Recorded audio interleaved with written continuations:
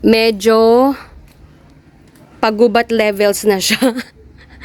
Today, bibili kami ng mga gamit at saka lupa para ma-start ng i-convert yan at gawing taniman ng mga gulay. Hello everyone! Ayan,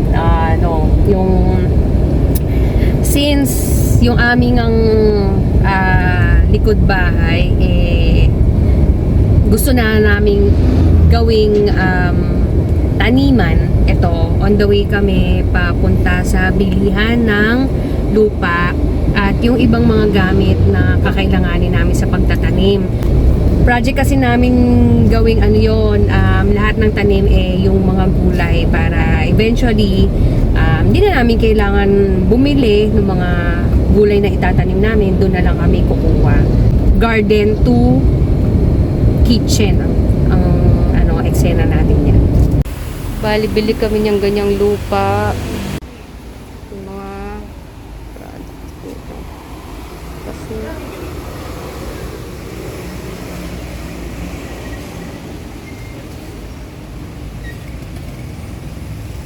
ano bibili?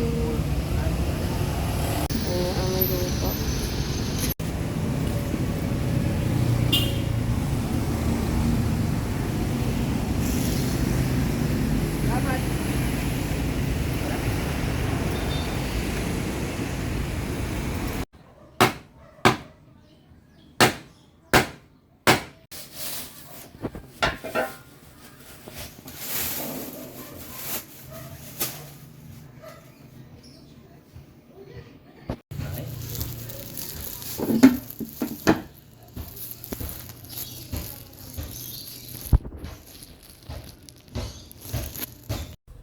Yan ang ating mga itatanim.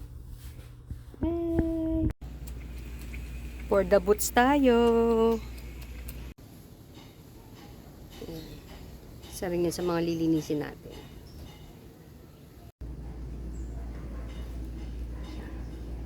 Yung tataniman.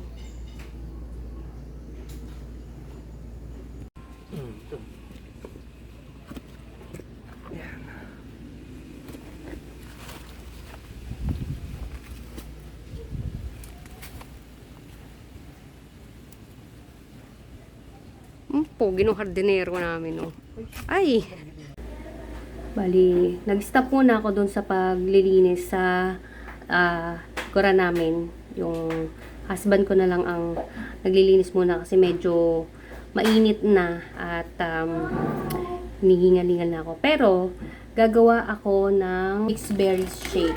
Yan. Itong mixed berries na nabili ko sa SNR at saka itong banana.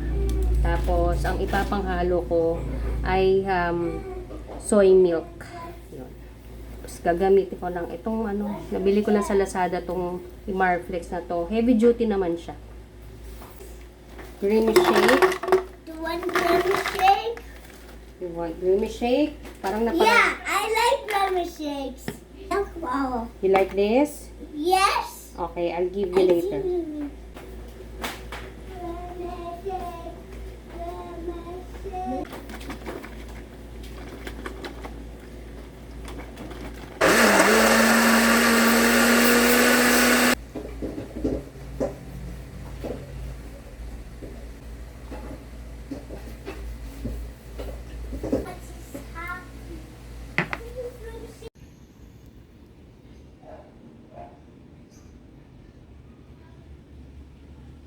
Okay na muna for now. So far, nalinis na namin yung area kung saan namin ilalagay yung mga tanim na gulay.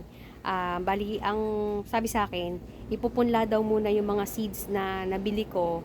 And then, after siguro mga 2 weeks, doon na namin ita-transfer sa pagtataniman.